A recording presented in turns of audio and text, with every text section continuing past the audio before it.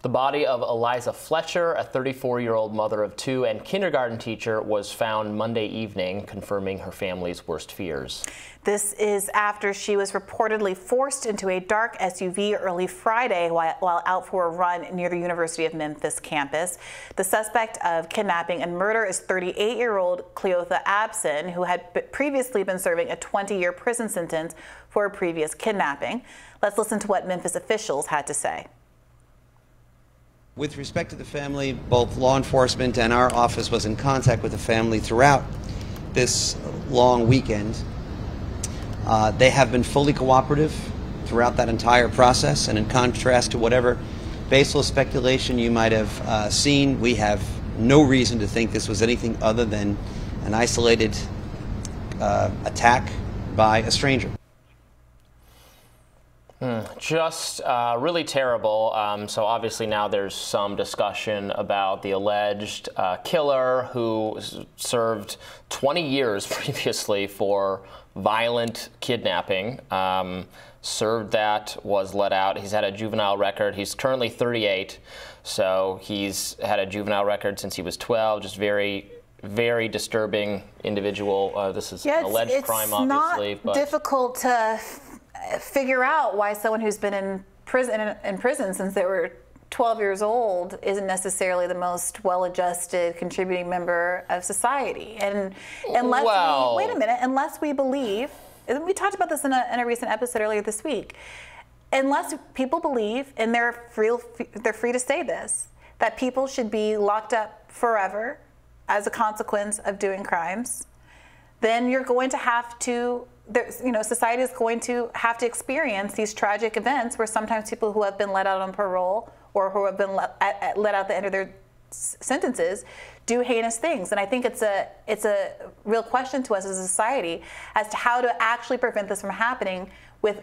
the way we treat people when they're incarcerated. So this is according to the New York Post. He was convicted of aggravated robbery as well as aggravated kidnapping. He was sentenced in 2001 to serve 24 years in prison. So he didn't serve all of that, obviously. This is the prosecutor said he fought for him to remain locked up when he tried to challenge the sentence, according to records obtained by the Commercial Appeal. My feelings about being the victim of this crime, or no, maybe that was the victim of the previous kidnapping. I was extremely lucky that I was able to escape from his custody. In this previous kidnapping, he was driving this person around in a car. Okay, he held a gun, demanded his car keys, drove him around, trapped him in his car. I mean, these are some pretty. This is a pretty serious crime, though. The previous it sounds one like he should, have stayed in prison. Well, for how long exactly?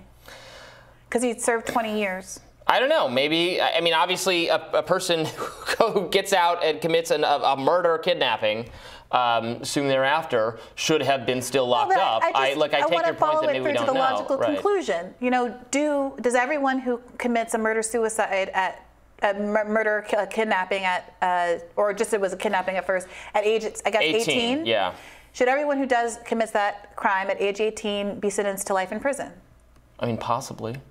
Well, I think that people should just own that, and that's their truth, and that's what they believe about the world. And I think a lot of folks have some different Fourth Amendment concerns about the cost of mass incarcerations, and whether or not that is the way that we want to run our society, whether or not that is, beyond the scope of what is constitutionally allowed in terms of punishment, and whether that's in fact cruel and unusual.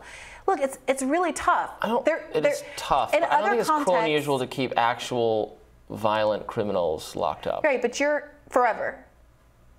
Well, until it's safe for society to not have them locked up. But in some cases, that might be forever. It depends on the individual. You are having an ex post Were they reformed and rehabilitated? Yeah, it's ex post facto, sure. Knowing that this tragic event happened and interpreting it and projecting a policy prescription on other cases where we can't possibly know what's going on. Eliza Fletcher.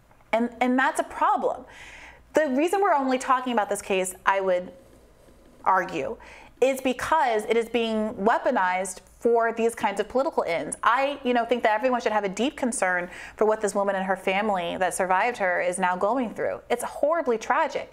it's also true that the most common way that women are murdered is by their partners, intimate partner violence. And we don't see the breathless coverage of those kinds of stories most often, unless it's particularly salacious or involves a celebrity or something. You do see it sometimes, but not in the proportion it actually occurs. Well, there was Gabby Petito, was that what her name? I mean, not a husband, but the boyfriend killed her. We followed that one exhaustively. We did follow that, I think, in large part because it had this like TikTok. So, you know, it was salacious for other reasons. It was the idea that people were tracking down a TikTok, you know, on social media and were able to find it through those. Well, I think there was a little bit of that here because her body hadn't been found yet. So my point is this. I wish we lived in a world where we could sincerely and genuinely cover stories about how tragic people's losses are and how terrible the world can be without me feeling like I have to caveat it in the least because I'm concerned that people are going to draw conclusions from this tragic event and apply it to people who, frankly, often don't commit violent crimes but are in prison for very long periods of time. Huge proportions of our prison population, which is the largest population of prisoners in the entire world, not just by per capita, but absolutely we have more people incarcerated than China does. You know, I hate the feeling that I have that I feel reserved and full-throatedly condemning. I'm not full-throatedly, I mean obviously condemn it, but full-throatedly even having a conversation about how terrible this is because I am so concerned that this is going to be used to justify any number of I can see the statistics too. I know from looking at the statistics that kidnappings, murder, sexual assault, well maybe sexual assault less so, murder, not typically committed by strangers. It is not common. If you look at the pie of murders, a very, very small slice is incidents like this where someone is abducted by someone they don't know just on the street. And what that is not usual. It's extremely unusual. And you're right that I agree with you that to the extent that news coverage scares people into thinking, to being afraid to leave their homes, because what if there's stranger danger. This comes up a lot with kids, fears of if you leave your this fuels a lot of the bad child policies where like if you leave a kid alone anywhere on a playground or even in their own backyard, you get in trouble. You can have a child services investigation because of this paranoia that if you leave them alone, they're about to be kidnapped, which is just totally untrue. Like the number of kids kidnapped by complete strangers, it approaches zero. It's a family member, it's a custody dispute. Not to say that bad things don't happen. Bad things absolutely do happen. Spousal abuse happens, custody disputes, but the stranger aspect of it is extremely and incredibly rare. So I agree with you on all that. That's true. That's just literally true. I've seen this. I can see the statistics. People should worry far more about violence in relationships and in family arrangements, people they know, etc. That kind of thing. All that said, I mean, this is really horrifying, and even if it's not indicative of anything, even if it's not part of any trend, it's still horrifying, and I don't understand why people, I understand why people are drawn to the story, and thus it's going to be something that's talked about. And look, I agree with, I don't like mass incarceration. I don't want to, everybody who's locked up for nonviolent drug offenses, I would free tomorrow. There are a lot of older people, probably even, who have committed violent crimes, decades ago and are not really, or maybe not a violent crime, but a crime involving a gun or some kind of force, that are not really a threat anymore. This is probably particularly true if it was women who were prosecuted by being like the girlfriend of a more serious violent criminal. No, right, absolutely. And the odds that those people are going to cause violence and harm being released in their 40s and 50s is very low, and we could release a great number of those. And I support all that. Such a tough case. But this, I mean, this guy is at 18. So what you're saying is basically, well, he hasn't aged out of the scary. Yes, in order to age out, he would have to be in jail for so much longer than the sentence, which I think reasonable people would think is well calculated to the crime he actually committed. So we're in this place where we're not sentencing people according to what they've actually done, but what we think that they might do. And that is a weird Minority Report situation that violates all of the civil libertarian principles that I think we both believe. It doesn't really violate a civil. He did commit a crime. He committed a very serious crime. Was convicted of it. Shouldn't your sentence have a relationship to what you actually did, and not what somebody predicts with very bad evidence? By the way, people's predictions of recidivism rates are not very good. That with some judge with limited insight into who you will even become, because you are again an 18-year-old child. But from my standpoint, the point of prison is to keep the rest of us safe. It's not necessarily punitive. It's not even, its main purpose being rehabilitative. Rehabilitation can be good because we want to let people out if they're not a huge threat to us anymore. But no, we lock people up to make society safer. That should be the reason we lock people up. I don't know. I don't think that if I'm 40 and I commit a murder versus if I'm 20 and I commit a murder, that I should get a shorter sentence if we did the exact same crime. And I think that given all the other factors that go into sentencing and all of the evidence we have about, subconscious bias, for example, if you murder a white person, regardless of your race, you're 4 times more likely to get the death penalty than if you murder a black person, right? Mm-hmm. Those huge sentencing disparities that come down to what people think, what judges and sentencers think that people deserve. I think it's a. I'm not talking about what they deserve. I'm talking about what keeps society safe. Right, but all of those factors are so incredibly subjective, and you can't know. No one could have predicted it. This is the real tragedy of it all. Well, but it's not. Is that no one could have predicted that what an 18-year-old was going to be when. But we do have statistics on what makes you more likely to reoffend and what age and what. People in the 18 to 35 demographic are far more likely to reoffend. They're far more likely to. What you're saying, Robbie, is that if an 18-year-old commits a violent crime, they should be in jail until they're 50 years old. And I hear you saying that is your position, and I don't feel the need to talk you out of it. I'm just saying that I strongly disagree with that because the civil libertarian implications of that I think are worse and worse for our society than even the tragedies that we are. Talking about today in the context of this story. Well, the tragedy is putting a spotlight on the Memphis area crime wave happening recently, with no fewer than 100 kidnappings reported in the city this year alone, according to News Nation. Fox's star host Tucker Carlson had this to say about the case. It was clear. Everyone knows the rules. Eliza Fletcher violated those rules. You can't go outside at certain hours in certain places in America, obviously. And if you violate the rules, you run the risk of being raped and murdered. That's how things work in this country. So adapt, accept it, move on. To some extent, if we're being honest, all of us feel that way. Whether we articulate it or not, we know what the rules are. We know what we can and cannot do in modern America. Nothing is ever spelled out. Nothing can be spelled out at risk of punishment. But everyone knows what the parameters are. Cities like Memphis or Baltimore or Detroit or Montgomery or Gary, Indiana or Wilmington, Delaware or a dozen other formerly prosperous, orderly little cities across the country were destroyed forever by the rioting that accompanied our last progressive social revolution more than 50 years.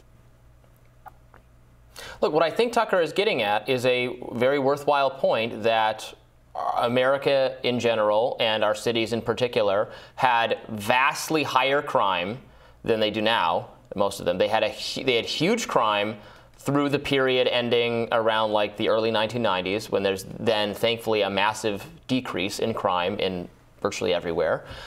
That decrease has plateaued, and in some places, not everywhere, which I'm always careful to state, but it has increased. Philadelphia now has just as much crime as it did at the height of its crime wave. Things have not gotten much worse in New York, it seems, from looking at the statistics, but other places it has. And look, if I'm a civil libertarian too. I don't want to just lock people up willy-nilly either.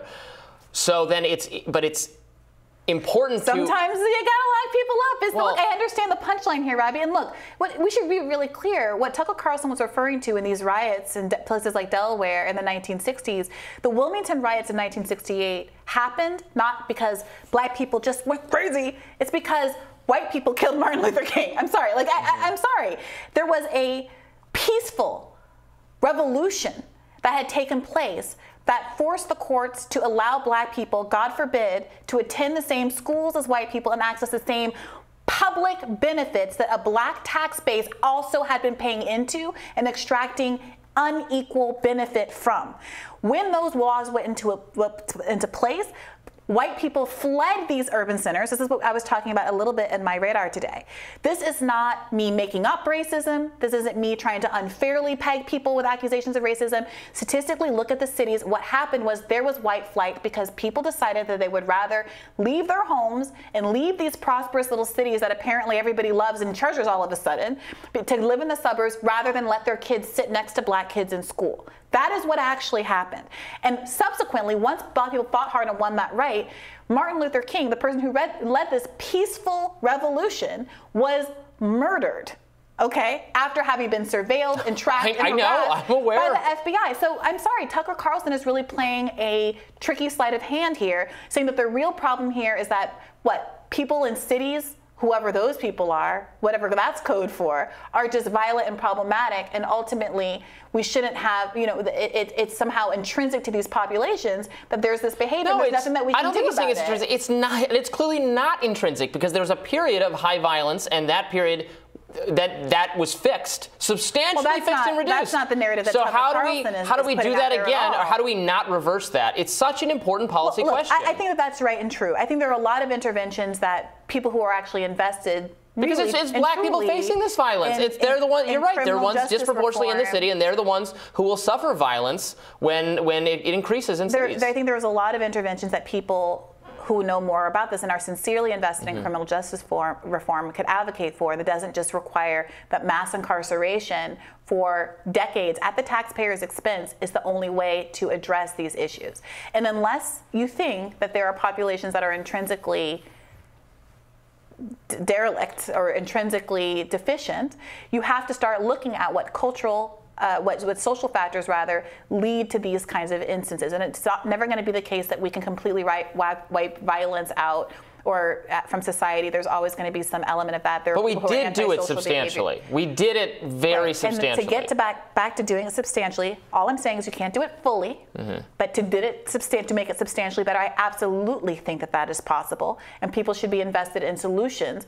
But my concern is that when you talk about populations as being kind of historically and potentially irredeemably broken, and focus on the idea that it's people in urban centers without looking to see what happened in those urban centers and what drove a lot of the trends that we saw over the last 60 or 70 years, then the argument you are making is not about how to solve the problem that you and I are both invested in here, Robbie. The argument you're making is about why it is legitimate to withdraw resources from these populations and to simply ramp up mass incarceration and criminalization of these populations, which I don't think is going to lead to better results unless you truly want to live in a dystopic world where you do lock 18-year-olds up until they're 60 because you believe in your heart that they will probably commit another crime. You just don't walk around just arresting random 18-year-olds, but once you engaged in kidnapping, like actual legitimate kidnapping, you see how that's a more serious... Well, let me ask you this. Remember the